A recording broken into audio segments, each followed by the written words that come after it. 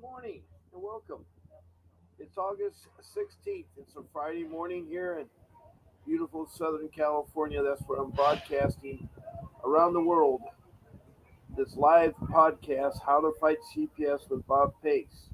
You found me on Facebook and I'm on YouTube using the SteamYard application to talk about anything to dealing with the child protection system. Who am I? Well, first of all, I'm not a lawyer. Not a bad thing, but I'm not a lawyer. I'm a family man, a loving father of six, and married 31 years. And I'm very committed to my family. That's been my whole life is family. Um, so I really care about your family because what's happened is that most likely you have an active CPS case or one that's starting out or one that's gone or whatever. I too was involved in the terrible organization called the Child Protection System. That's what I call CPS. It may have different names in different states, like Arizona Department of Children's Services, California Child Protection Services. But when I say CPS, I mean all of them. It's a branch of social services enacted by Congress to protect our children from neglect and abuse. It's also supposed to help out with services to the family when in need and also do family reunification, bring the family they tear apart back together. Those are the goals. That's the purpose. It isn't to take money, which right now it's $1 trillion business. They get way too much money after putting our kids in foster care. They do it by trafficking. They're the only organization in the world that can do legal trafficking of our children and put them in a foster care. They're the only organization in the world that can take the children and break our constitutional and civil rights. They will take your children whether they're in imminent danger or not. They march into your home. They storm into your home. They also will bring the police to help intimidate you. So I'm telling you, listen carefully because there are 5 rules that I've developed over time that will help your case. There's numerous topics that we can talk about and so forth. Now I want to get to how we interact with this podcast. Okay, um, the first way is just by being here um, uh, in the room, listening, taking notes, or whatever you need to do there. Um,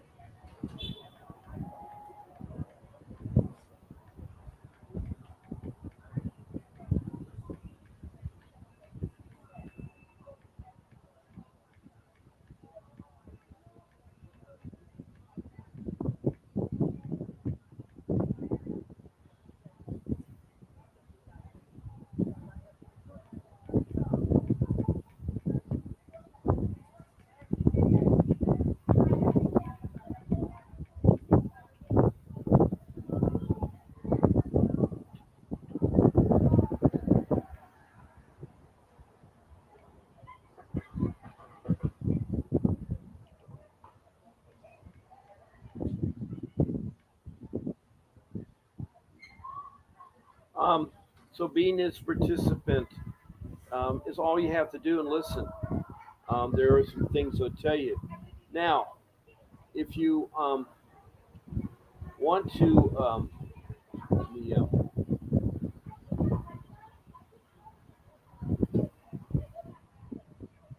me see here. If you want to express a comment about this podcast, um,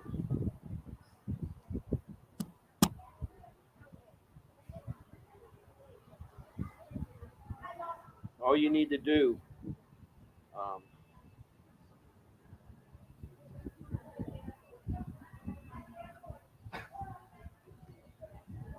is type in a comment, something about CPS, some like a comment, a question, or whatever the case would be, and then that will be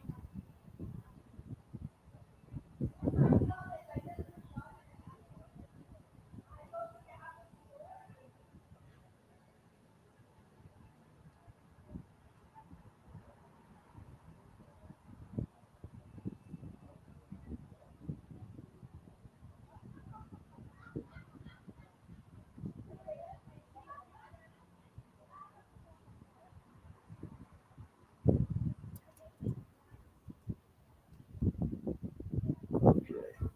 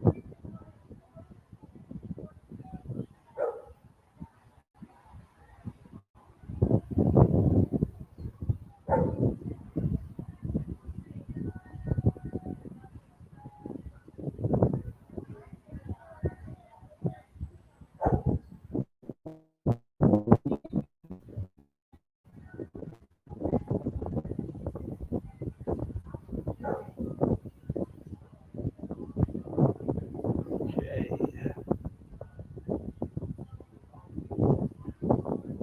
Now, to type a comment, all you do is put the question comment in the comment section of YouTube, and then show your name, city, state, or country. And yes, that's right. I said country because right now there's about 13 countries. We are worldwide, and so far I've had um, Bangladesh, Delhi, India. I've had the country of Africa, South Africa, one of the provinces had text in. Mozambique, found on the east coast of Africa across from Madagascar on the coast. And then there is Rwanda, which is next to Lake Victoria. And it is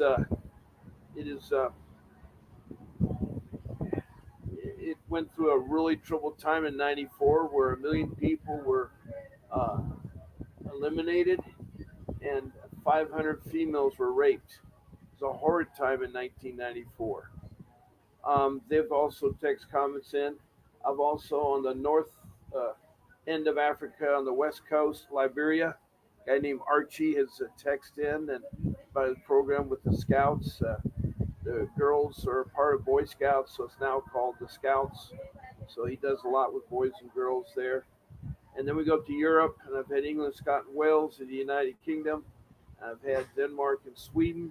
Then across the pond, I've had Canada on both coasts. And then I've had all 50 states and the District of Columbia that have either called in or texted us over 500 some people. And then we go south of the border to Mexico. He had a call in from there about a fellow looking for his two girls in Louisiana. And then we go to South America, Guyana has text in. They're east of Venezuela, north of Brazil on the coast, a town called Georgetown. And then we go across the Pacific to the land down under in Australia. And those are the people that have from around the country have texted in there. Hi, Tori Johnson. Welcome, Tori. Glad to hear from you. I'm just telling people how they interact with the podcast. Now, make sure to be complete with your CPS case. It's very important that you're complete with your CPS case. What you can do is you can start off by telling me your family makeup, whether you're a husband, wife, girlfriend, boyfriend, lovers, or a partnership, and whether you know both parents are involved in the children, whether the children have the same parents. Those are important things to disclose, and then um, what are the ages of the children and the sexes of the children, and then the allegations. What allegations? Was it neglect or abuse, or both of them, and more if you can tell the details. And then I'd like to know how your children were taken. Were they taken out of your home? Did you give them up? Did they have a court order, like a warrant? Was there domestic violence and they had to come in? How were the children removed? And were they removed because they're in extreme danger? So if you could say all those things, that would help. And then lastly, where you at on your case? And then we'll try to work it from there. There's a couple regulars I'm trying to get to come into the show. Uh,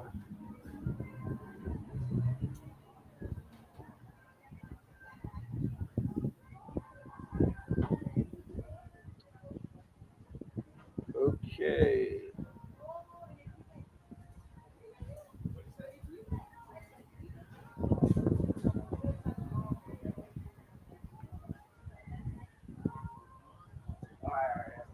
Okay.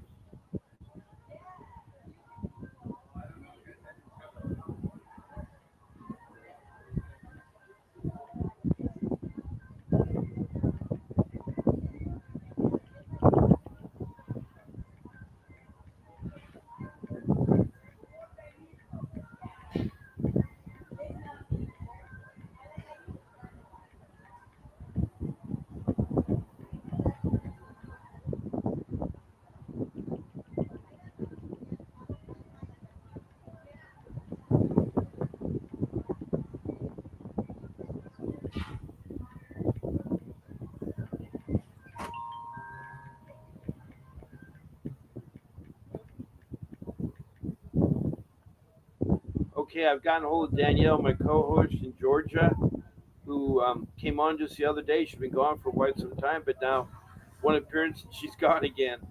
So hopefully she'll be back. Uh, Faye in Richmond, Kentucky. I've asked her to join me.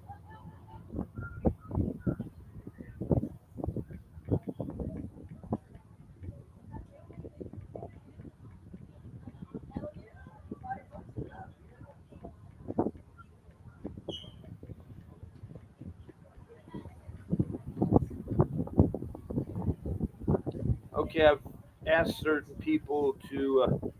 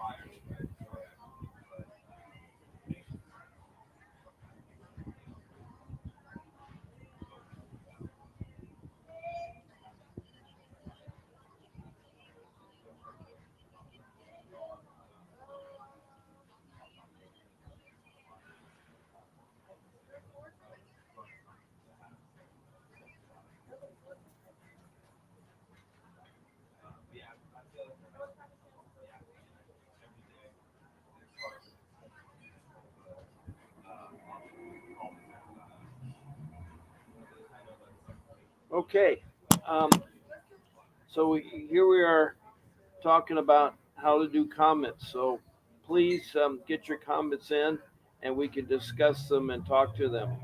Another way to interact with this podcast, the third way, is to be a guest. We've had several guests the last couple of days, um, and it's really nice to have someone talk about their case, or maybe I can help them, or whatever it is. Now, be scheduled as a guest. All you have to do is get a hold of our show producer, who is Grace, and she will um, she will contact you via email. All you have to do is email her with one of my show times. Now I'm on twice a day, 7 days a week, and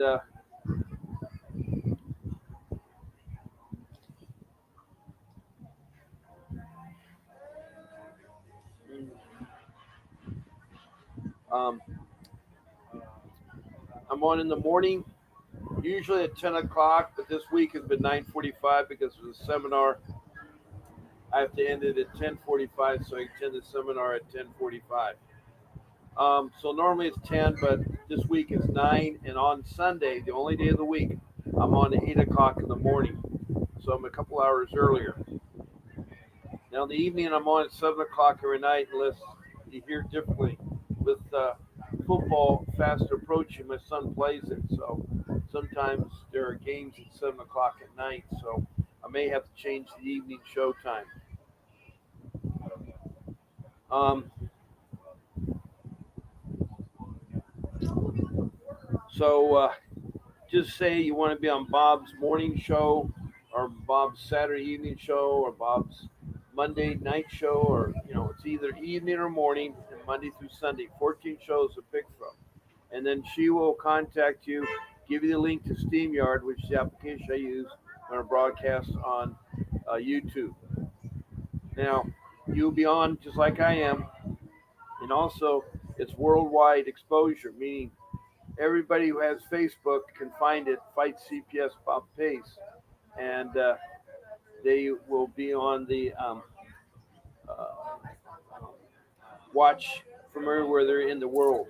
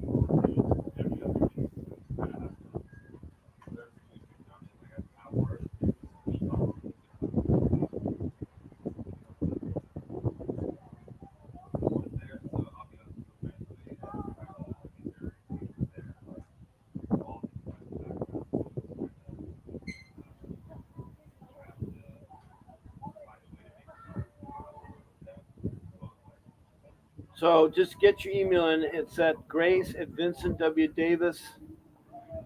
Um, uh, .com. Email her to Grace at VincentWDavis.com. It's Grace at VincentWDavis.com.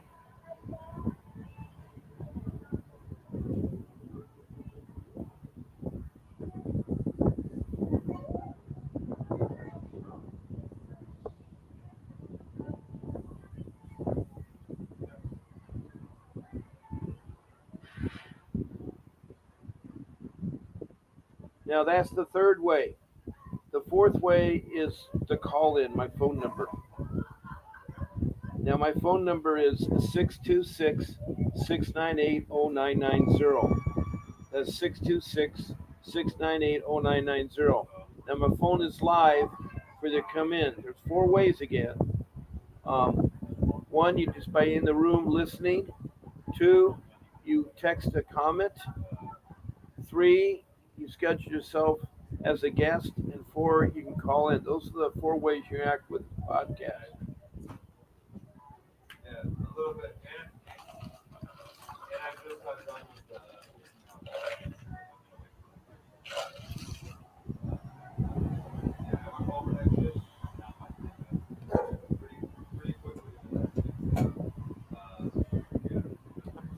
Tori Johnson, you want to give an update about your case? I know the other day you were talking to me about your case. You want to give me an update?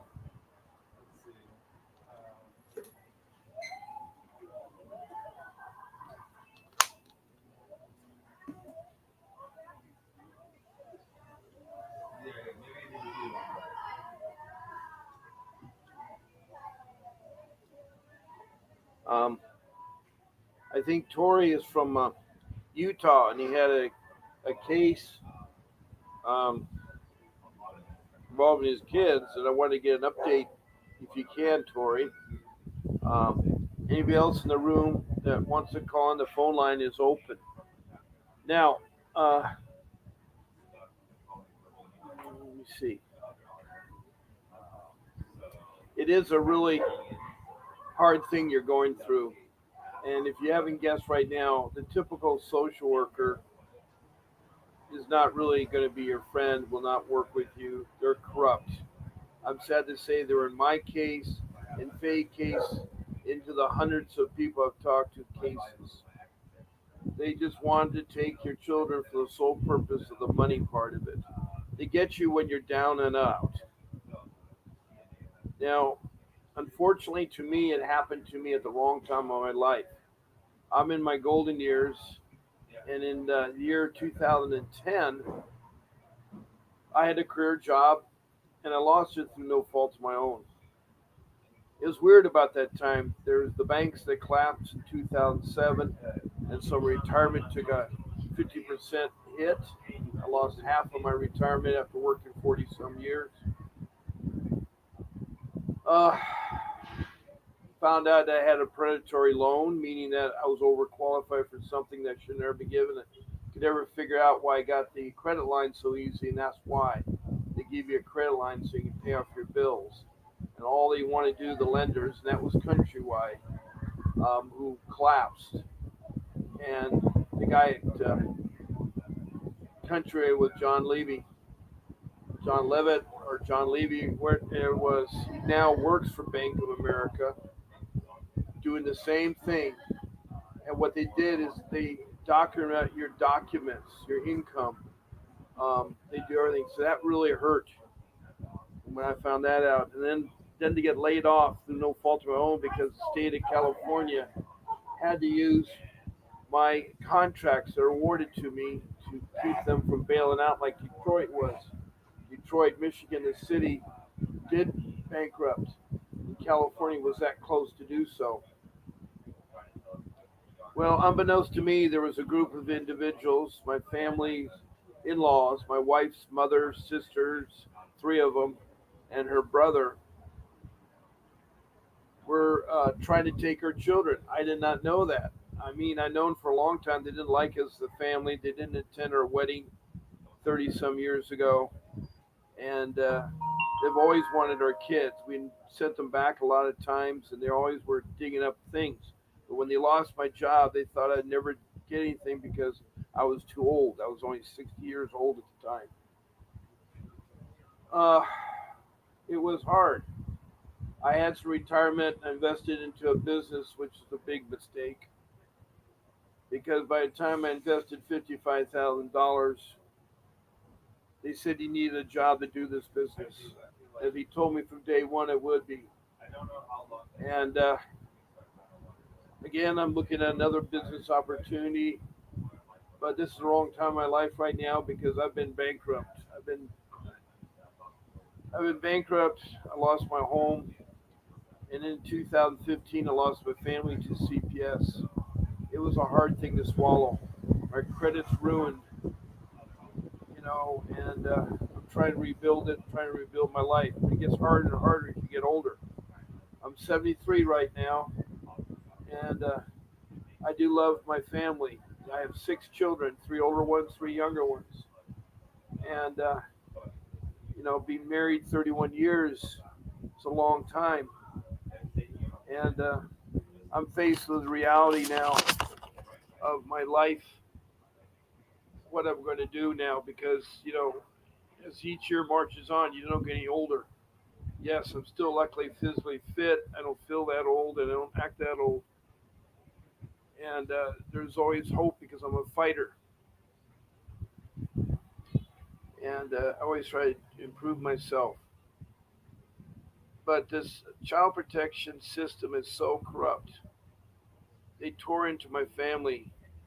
For 5 years, they were hassling me about things that weren't true from the lay people. So there's two kinds of individuals that can call in allegations: the professionals, which are required to by law, and the lay people, which use it to to gain motives or revenge against family and friends. So a lot of friends, people will call in and make up things that are not true, try to retaliate or get something with the family there. So it's sad that when they call in, that there's no investigation. Well, there is an investigation, but it's one-sided.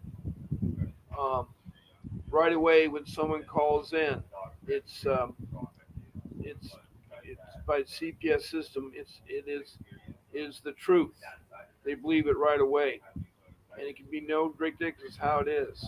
And if you have a past case history of being in foster care, they're going to grab you when you get older and start having children. I've seen 3 or 4 generations of this happening. Somehow they keep the records and they go for revenge. I don't know what it is, but they attack people when they're down, they're out, they're under hard luck. You know, money is tight for a lot of the people I talk to around the world. It isn't only here. And I'm in a negative cash flow. It's hard for me even to come up with the smallest amount of money. Even going to eat, let's say at a Del Taco, they've raised their prices tenfold now. You used to be able to get things for under $1 menu. Now it's $3. I used to feed my family of 4, or actually a family of 5 when my daughter was with us. A family of 5 for $10. Now a family of 3 has cost me $27, and it's ridiculous that things are getting so hard. So they hit you.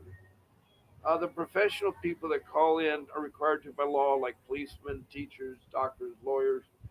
The people professionally have to call in, and a lot of people call in because they want help. They're supposed to give you social help, like food stamps and medical, clothing, a job.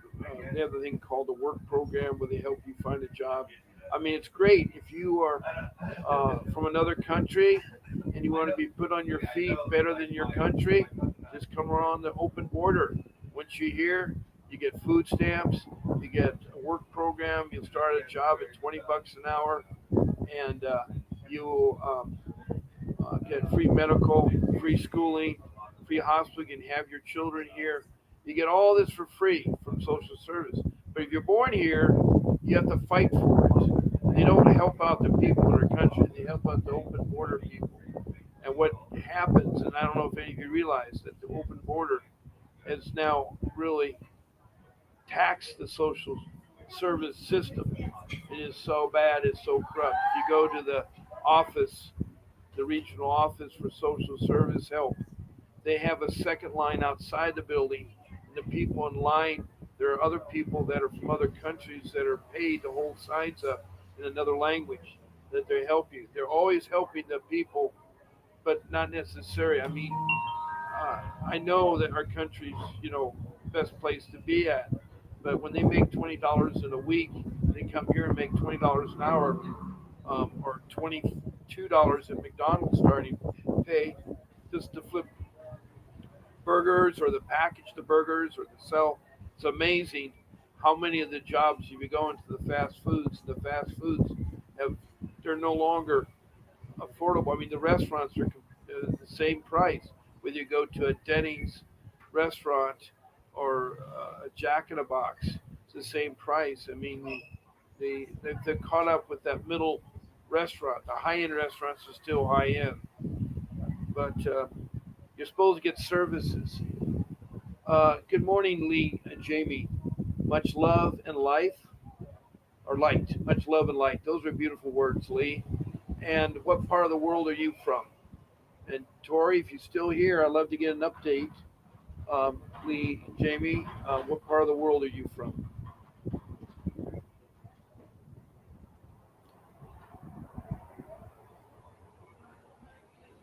Pennsylvania.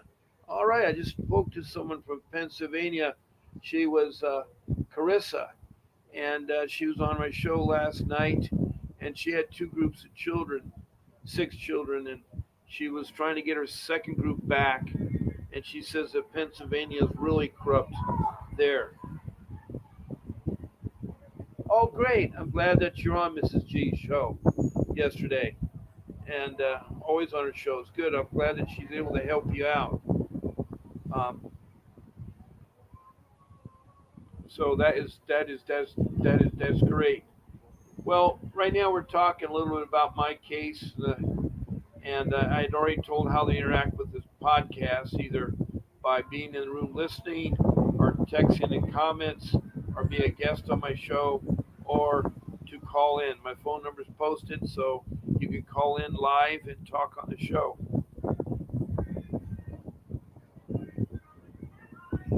Lee says, um, Lee says, it's really bad. It's all ass backwards, and they change laws like we change our underwear. It's a Commonwealth law. Yeah, I agree with you, Lee. Commonwealth states are very corrupt. Faye has told me that, and she's in Richmond, Kentucky. Thank you for sharing that, Lee. I put that on the scope so we can hear it. So, if no one has any further questions, I'll continue on with what typically is a social worker. Um, I have a couple cases I can relate to you that what social workers are. One of them, most of them that I say all the time, are the pink ladies of Prescott, Arizona. In the year 2022, not too long ago, 2 years ago, 8 social workers of the Prescott Department of Children's Services, DCS, which is the CPS system, decided to purchase pink T-shirts. It's not the color that threw everybody off; it's what they had stenciled on the T-shirt. On the front, they said that they're professional child kidnappers. That's right, professional child kidnappers. And on the back, they put, "Do you know where your children are at? Do you know where your children are at?" And it was really sad that these pink ladies had these atrocious messages to parents out there, and they took that. Um, yep, and they took those T-shirts and paraded around at Costco, Walmart, Target, Best Buys, all the big department stores, all the big commercial stores, to send a message to parents that they are the bad people of the world, that they're professional child kidnappers. So you can imagine, yep, they're the the child protection system is the only agency that can do trafficking. They can do trafficking with your children in a foster care where they're abused and abused in many ways, either hurt physically or sexually. It's sad. It really is sad. There's so many cases I hear of children in foster care that are abused. My children were in foster care; they were abused, and it was sad. It was really, really sad.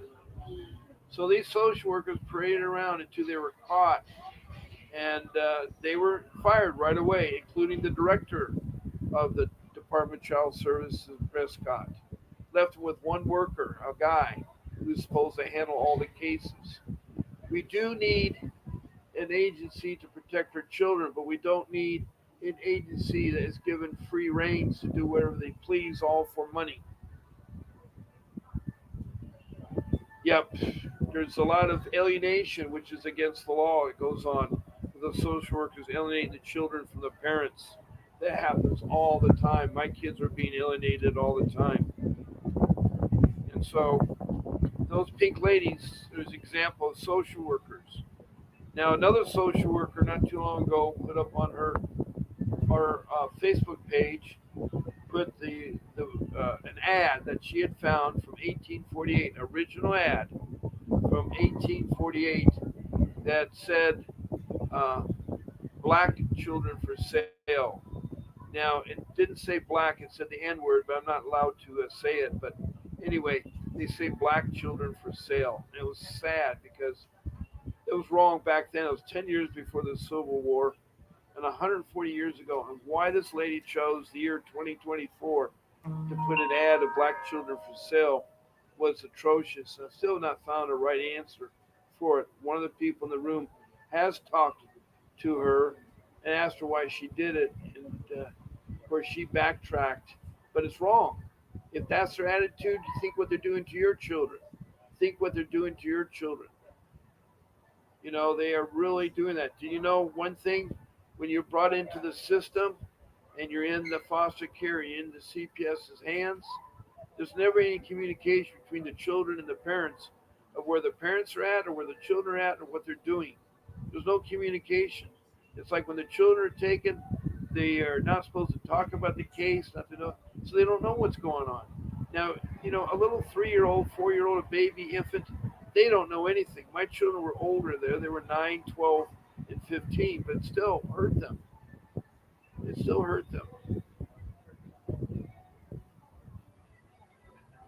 It still hurts me, and it still hurts me today to think about that because my life was ruined.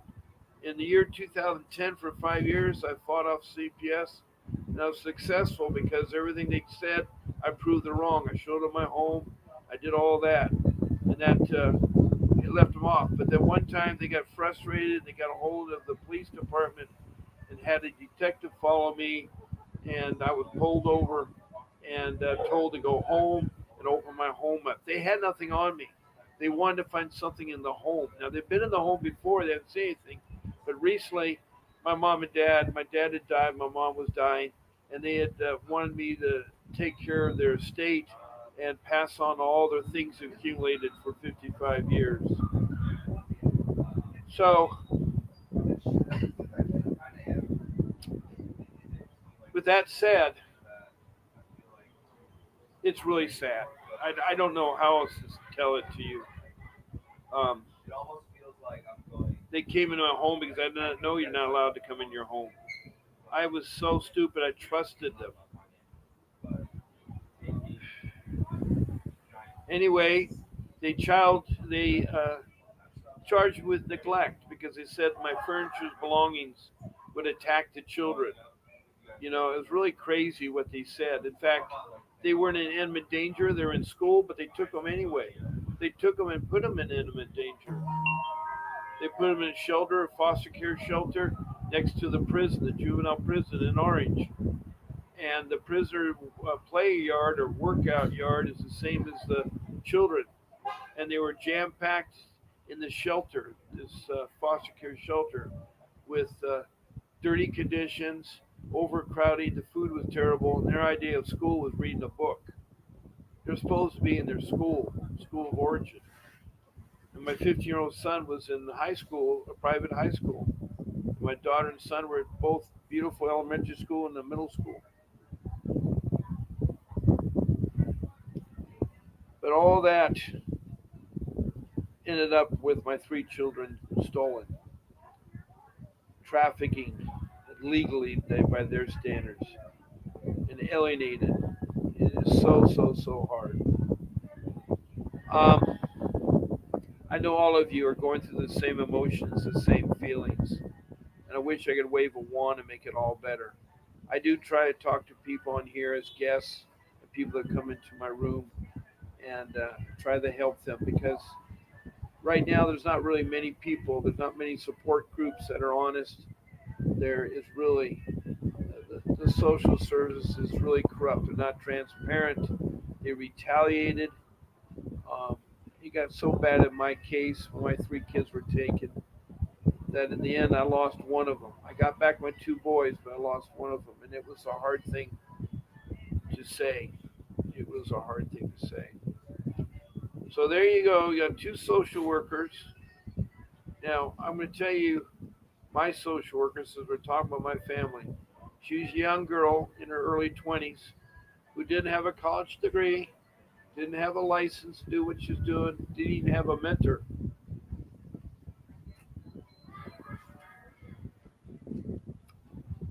So she filled the promises that were never completed and everything. I took everything. I was ahead of doing things. I took things of my own accord. That didn't help. They didn't care. They didn't want you to do those things. All they wanted to do is get your kids adopted.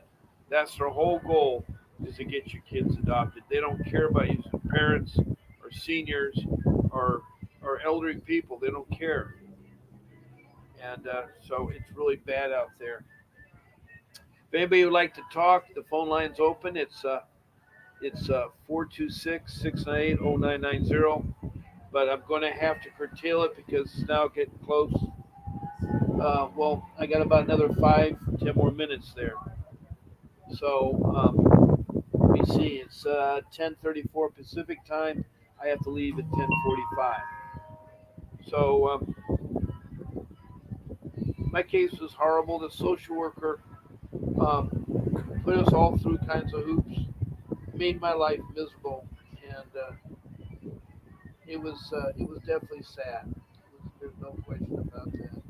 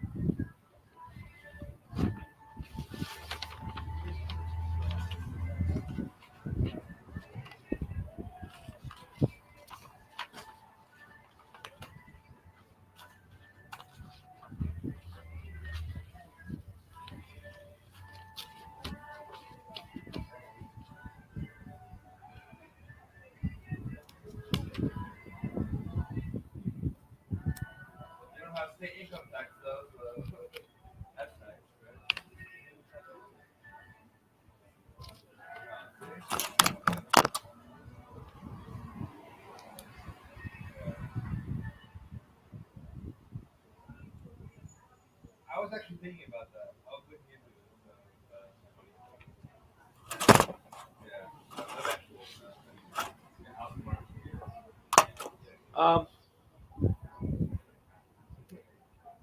so this social worker of mine, we got into a situation where my wife's sister and husband wanted to adopt her daughter, and the social worker was on the stand talking about them and her investigation of my wife's sister and husband. And my attorney at the time, I got an attorney. It's very important to have an attorney. I hired Vincent W. Davis. Um, Asked her if there was any domestic violence between this couple, and she said no, there's no domestic violence. They're beautiful parents, and blah blah blah. Well, then my attorney Vincent looked in his briefcase, pulled out a folder about an inch thick, and in it was all these police reports of domestic violence. Lots of police reports, not 10 or 15, but lots, an inch thick. And he asked her on the stand, "What about these domestic violence?" And her face got red, embarrassed because she lied. She perjurized herself on the stand. Perjury she committed, and that is a lawsuit opening right there. And if I had $50,000, I would pursue it, but I didn't. That's the sad part about it. They get away with murder. They don't care about people's lives. They don't care about yours. So you know what she did? She told us parents that you'll never see your daughter again. And what she did, we did not know that, but she told her daughter, "You need to um, emancipate from your parents. You're 12, and in California you can do that. That means you divorce your mom, your dad, your grandparents, your aunts, your uncles, your cousins, and you change your name, which she did, and seal her birth certificate, and then get adopted by a foster family." She did all those things. She did not know. At age 12, you don't know that. It's all done by the social worker. It's sad to say that we've not seen her since she's 12. And our sons still see her. So I tell them it's important to keep in touch with your brothers. So she still sees her, and we get bits and pieces. But she got hurt in foster care, as typically they all do. And she's living with our older daughter right now in her family. So, with that being said, hopefully one day we'll see her. I don't know how to approach somebody that's been brainwashed to think that we're awful parents. I don't understand it at all. You know.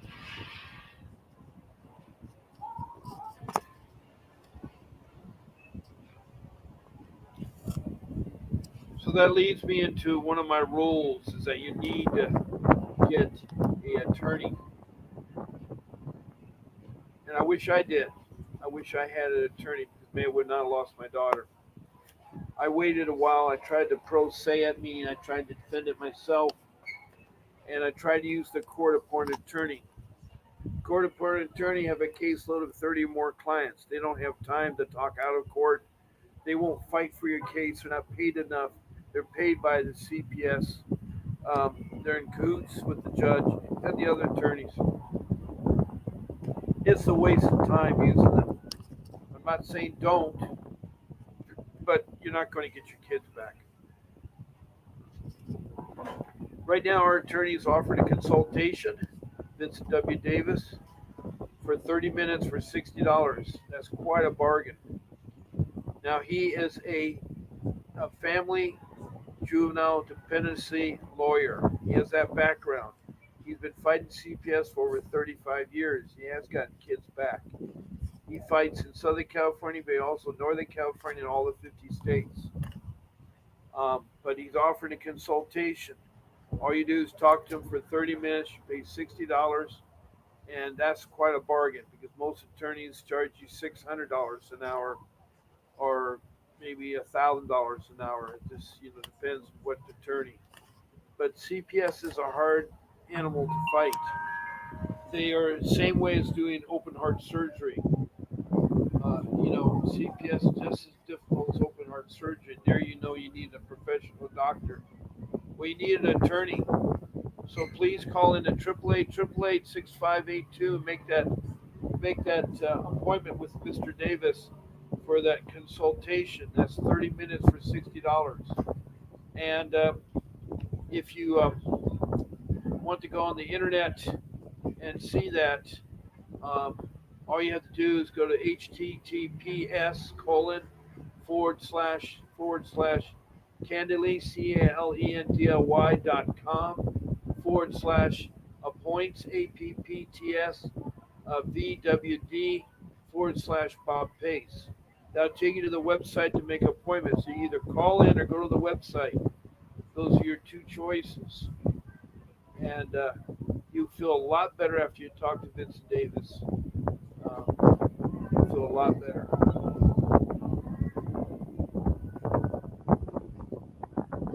Well, that pretty much brings me into closure right now. We have about 3 minutes left here. Um, I know we've not had anybody call in and not too much way of texting. I do appreciate And people that have texts, we have from Pennsylvania, Lee Jamie, who I guess is having a terrible time there. We had a girl named Carissa last night from Pennsylvania. And we have Tori Johnson, who's been on my show before, has talked, and I think he's from Oklahoma. He's from Salt. He's from Utah, and so he has an extremely case too. So I was hoping that he would call and give us an update. Um, but anyway, I know as you go down the road, it's going to be hard to fight them. Um, I have a rule number 5, a new one that says you need to get all your paperwork in line, get their birth certificates, their social security, have your passport, your driver, everything in one folder that you keep with you. Don't give it to them because they'll try to change the identity of your children. So make sure all your paperwork, your kids' grade reports, all that should be kept in a special folder with your documents. So it's really handy and everything. That's rule number 5. Rule number 4 is that you need to research for a good 60 hours about CPS in your county, in your state, and how to fight it. There's so much knowledge right there if you just type in your city and type in the word CPS or questions about CPS that you come across. There's so many of them like that there. Um,